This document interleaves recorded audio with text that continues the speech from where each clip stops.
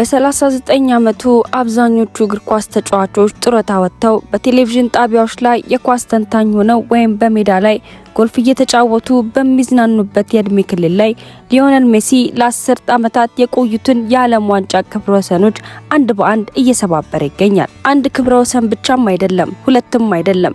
በዓለም ዋንጫ ታሪክ ውስጥ ያሉ ሁሉንም ክብረ ወሰኖችን ጎሎችንም ጭምር ለጎል የሆኑ ኳሶችን ማመቻቸትንና በሜዳ ላይ የመጫወት ብዛትን ጨምሮ ሜሲ አሁንም ሙሉ በሙሉ የራሱ አድርጓቸዋል። ይህን ሁሉ እያደረገ ያለው ደግሞ በ39 ዓመቱ ነው። የእግር ኳስ ባለሙያዎች ሜሲ አክትሞለታል እያሉ ማውራትም ቀጥለው ነበር።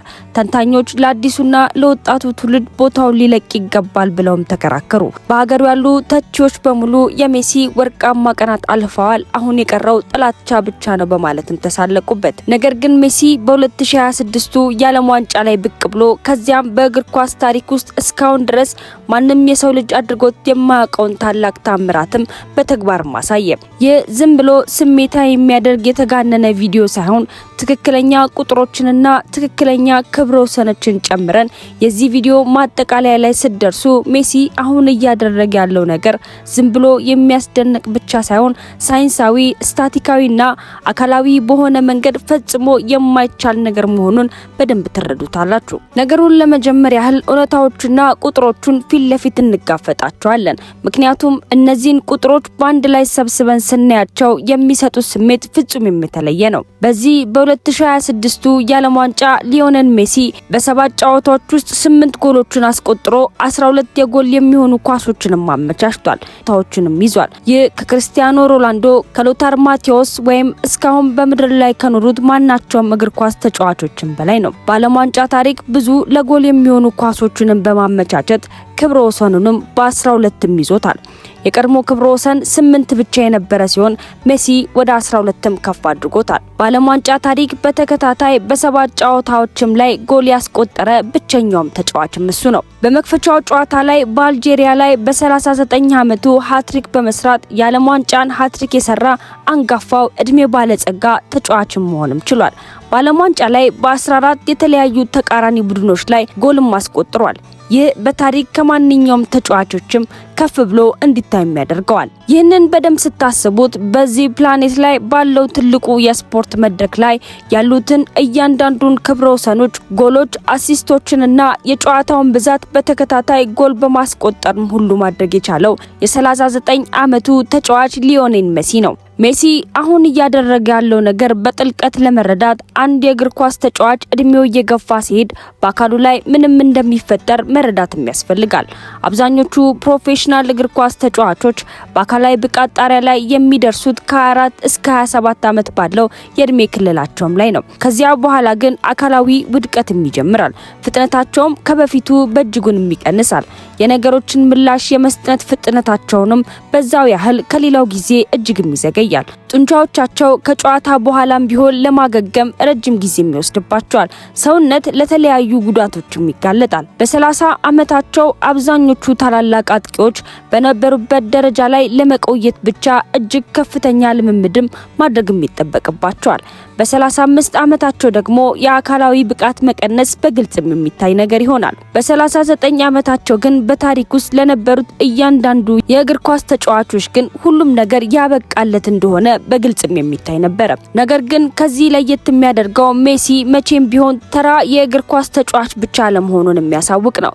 በወጣትነቱና በጥንካሬው ጣራ ላይ በነበረበት ጊዜ እንኳን የሱን አጫዋች በተፈጥሮ ፍጥነት ወይም በአካላዊ ጥንካሬ ላይ ብቻ የተገነባም አልነበረም። ሌሎቹ ተጫዋቾች በጉልበትና በፍጥነት ላይ ሲተማመኑ፣ ሜሲ ግን ሁል ጊዜ የሚጫወተው በከፍተኛ ብልሃትም ነበር። ጨዋታውን ከሌሎች ተጫዋቾች 2 ወይም 3 እርምጃም ቀድሞ ያነብም ነበር። እድሜው እየገፋ ሲሄድ ደግሞ ያ ብልሃቱ ይበልጥም እየጠነከረ መጣ። አካሉ ሲለወጥ አጨዋወቱም አብሮም ተለወጠ። አሁን ላይ መላው ሜዳ እያረሰም አይሮጥም። በአንድ ጨዋታ ውስጥ ለ40 ጊዜ ፈጣን ሩጫዎችን አያደርግም። ይልቁንም እንቅስቃሴውንም ይቀንሳል። ነገር ግን የሚያደርጋት እያንዳንዷ እንቅስቃሴ በጥንቃቄም የታሰበባትም ናት። ጉልበቱን እጅግ ወሳኝ ለሆኑ የጨዋታ ቅጽበቶችን ብቻ ይቆጥባል። እነዚያን ቅጽበቶች ሲመጡ ደግሞ እሱ ሁልጊዜም በትክክለኛው ቦታ ላይ ይገኛል። ከዚህም በተጨማሪ በፕሮፌሽናል እግር ኳስ ውስጥም እጅግ በጣም ጥብቅና ስነ ስርዓት ያለው የአኗኗር ዘይቤን ይከተላል። ሜሲ ከግል የአመጋገብ ባለሙያዎች፣ ከእንቅልፍ ባለሙያዎችና ከአካላዊ ማገገሚያ ባለሙያዎችም ጋር ለዓመታትም ሰርቷል። ሰውነቱን በከፍተኛ ብቃት ላይ ለማቆየትም ሲል ሙሉ የአመጋገብ ስርዓቱንም አስተካክሏል። በሱ እድሜ ያሉ ሌሎች ተጫዋቾች በየሳምንቱ ጉዳቶችን ለማከም በሚታገሉበትም ወቅት ሜሲ ከኢንተር ሚያሚ ጋር ጥሩ የውድድር ዘመንን ካሳለፈ በኋላ በከፍተኛ ብቃት ላይ ሆኖ ለ2026ቱ የዓለም ዋንጫም ቀርቧል። የሱ አካል እድሜን በድንገትና በአጋጣሚ እያሸነፈም አይደለም። ይህ ላለፉት 20 ዓመታት የተደረገ ከፍተኛ ለአስጨራሽና ሆን ተብሎ የተዘጋጀ የዝግጅትም ውጤት ነው። ሜሲ ካስመዘገባቸው አስገራሚ ስኬቶች መካከል በጣም ጥቂት ሰዎች ብቻ በትክክል የሚያደንቁትን አንድ ትልቅ ነገር አለ። ሜሲ በ6 የዓለም ዋንጫዎችም ላይም ተጫውቷል። በ2026፣ በ2010፣ በ2014 እና በ2018 እንዲሁም በ2022 እና አሁን ደግሞ በ2026 ናቸው። ይህ የሚያሳየው 2 ሙሉ 10 ዓመታትን በዓለም ዋንጫ መድረክ ላይ መቆየትም ማለት ነው። በእነዚህ 20 ዓመታት ውስጥም በሱ ዙሪያ የነበሩ ነገሮች በሙሉም ተለውጠዋል። የቡድን ጓደኞቹ ጡረታ ወጥተው በሌሎችም ተተክተዋል። አሰልጣኞች መጥተውም ሄደዋል። ታክቲኮችም ተለውጠዋል። እግር ኳሱ ሙሉ በሙሉም ተቀይሯል። አርጀንቲና በሱ ዙሪያ 3 የተለያዩ የወጣት ተጫዋች ትውልዶችንም አሳልፋለች። ነገር ግን በእነዚህ 6ቱም ውድድሮች ላይ ሜሲ ቢያንስ 1 ለጎል የሚሆን ኳስም አመቻችቷል። በአንዳንዶቹ ላይ ብቻ ሳይሆን በሁሉም ላይ በ6 የዓለም ዋንጫዎች በ6 የተለያዩ የቡድን ጓደኞች ስብስብ መካከል በእያንዳንዱ ጊዜ ግን እሱ ለሌላ ሰው ጎል መፍጠርም አላቆመም ነበር። እሱ ጎል እንዲያስቆጥሩ ያደረጋቸው ተጫዋቾችንም እስቲ 3 የአርጀንቲና የአጥቂ ትውልዶች ሜሲ ለመጀመሪያ ጊዜ በዓለም ዋንጫ ላይ ብቅ ሲል ገና ትናንሽ ልጆች የነበሩ ተጫዋቾችም ዛሬ የሱን አስደናቂ ኳሶች ተቀብለው ጎል እያስቆጠሩ ይገኛሉ። በሱ ዙሪያ ያሉ ስሞች ሙሉ በሙሉም ተቀይረዋል። ነገር ግን ሜሲ በእነዚህ ሁሉ ዓመታት ውስጥም የፈጠራና አስማታዊ ጨዋታዎችን ምንጭም ሆኖ እንደጸናም ቆይቷል። በእግር ኳስ ታሪክ ውስጥም ከዚህ ጋር የሚወዳደር ረጅም የስፖርት ህይወትም የለም። በ6 የዓለም ዋንጫ ውድድሮች ላይ እንደዚህ አይነት ቀጥተኛ ተጽዕኖ ዝም ብሎ መሳተፍም ሳይሆን ጨዋታውን የሚወስን ተጽዕኖ ይዞ የቆየ አንድም ሰውም አልተገኘም። ወደሱ ለመጠጋትም የሞከረ ተጫዋችም እንኳን ከሱ እጅግ በጣም የሚራቀ ነው። ከዚያም ባለፈ የአመራር ብቃቱ በ2006 ሜሲ ገና ወጣት ተቀያሪ ተጫዋችም ነበረ። ተስጦ ያለው ነገር ግን ገና ብዙ የሚቀረውና በዓለም መድረክ ላይ ቦታውን ለመፈለግ የሚታገልም ነበረ። በ2022 ግን የአርጀንቲና የዓለም ዋንጫ ድል ዋና ሞተር ሆኖ ካፕቴኑን መሪውንና የአንድ ሀገር ህዝብን ተስፋ በትከሻው ላይ ተሸክሞ ድልን ያመጣም ታላቅ ሰው ነው። አሁን በ2026 በ39 ዓመቱ ያንን ታሪክ በድጋሚ እየደገመውም ይገኛል። በዚህ ጊዜ ግን የታሪክና የውርስ ክብደትም አብዛኛውን ሰው ሊሸከመው የማይችለውን ያህል ከባድ ጫናን ፈጥሮበታል። እያንዳንዱን ጨዋታ የመጨረሻው ሊሆንም ይችላል። እያንዳንዷ ጎልም የስንብት ምልክት ልትሆንም ትችላለች።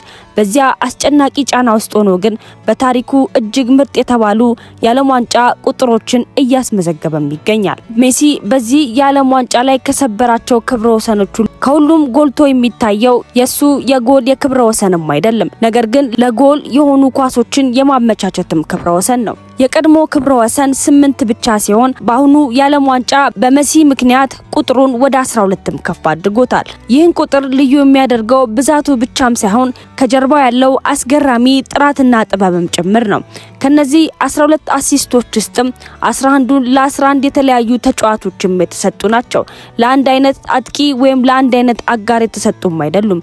በ6 ውድድሮችና በ3 የተለያዩ የአርጀንቲና የእግር ኳስ ትውልዶች ውስጥም ላሉ 11 የተለያዩ የቡድን ጓደኞቹም የተሰጡም ናቸው። ይህ ሜሲ ምን አይነት ተጫዋች እንደሆነ ሙሉ ምስሉን ፍንትው አድርጎም ያሳየናል። እሱ በአንድ ዘመን ላይ ብቻ የነገሰ ስግብግብ ጎል አስቆጣሪም አይደለም። እሱ ከማንኛውም የቡድን ጓደኞቹ ጋር አብሮ መጫወት የሚችል ምንም አይነት ዘመን ታክቲክ ወይም ያጫወት ስርዓት ሳይገድበው አብሮት የሚጫወተውን እያንዳንዱን ተጫዋች ከፍ የሚያደርግ ከራስ ወዳድነት ነፃ የሆነም ተጫዋች ነው። እናም ከነዚህ 12 አሲስቶች ውስጥም 10ሩ የተመዘገቡት ከምድብ ማጣሪያው በኋላ ባሉ አስጨራሽ ጨዋታዎችም ላይ ነው።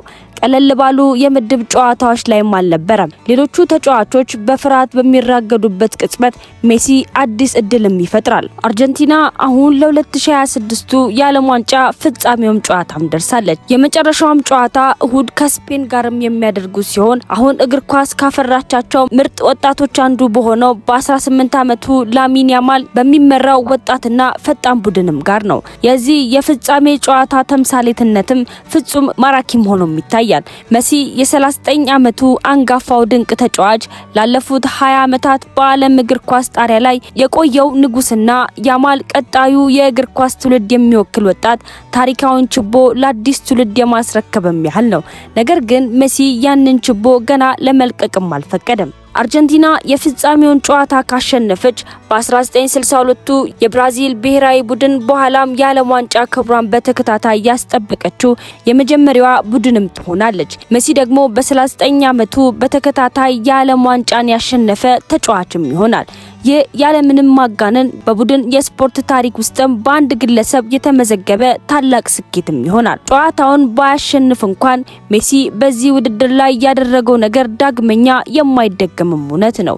ወደፊት ማንም ተጫዋች በ39 ዓመቱ ወደ ዓለም ዋንጫ መጥቶ በጨዋታዎች ብዛት በጎሎችና በአሲስቶች ሁሉንም ክብረ ወሰኖችም ይሰብራል ተብሎም አይታሰብም።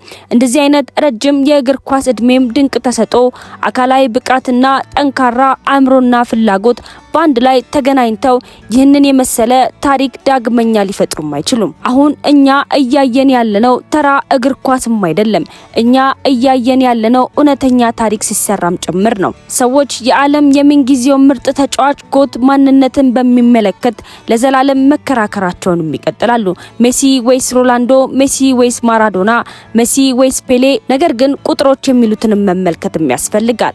ይህ የኛ የግል አስተያየት ወይም ደግሞ ስሜትም አይደለም፣ እውነተኛ የተገኙ መረጃዎችም ጭምር ናቸው። በዓለም ዋንጫ ታሪክ ውስጥም ብዙ ጎሎችን ያስቆጠረ፣ ብዙ ለጎል የሚሆኑ ኳሶችን ያመቻቸና ብዙ ጨዋታዎችንም የተጫወተ፣ በተከታታይ ጨዋታዎች ላይም ጎል ያስቆጠረ አንጋፋው የ20 ዓመታት ታሪክ ባለቤት፣ በ20 ዓመታት ውስጥም በ6 የተለያዩ ውድድሮች ላይም ክብረ ወሰን የሚያስመዘገበ፣ በ39 ዓመቱ ሊዮኔል ሜሲ አሁን ላይ ክብረ ወሰኖችን እያሳደደ አይደለም። እሱ አሁን የሚገኘው እስካሁን ማንም ሰው ደርሶበት የማያውቀውና ወደፊት ማንም ሊደርስበት በማይችልበት እጅግ ከፍ ያለ ማማ ላይ ነው። ከስፔን ጋር በሚደረገው የፍጻሜ ጨዋታ ላይም ምንም ይፈጠር ምንም፣ አንድ ነገር ግን ፍጹም እርግጠኛ ነው፣ ወደፊት ዳግመኛ እንደዚህ አይነት ድንቅ ታሪክም አናይም። እንግዲህ ተመልካቾቼ የዛሬው ታሪካችን ይህንን ይመስል ነበር። በቀጣይ በሌሎች ታሪኮች እስከምንገናኝ ድረስ ቸር ሰንብቱ።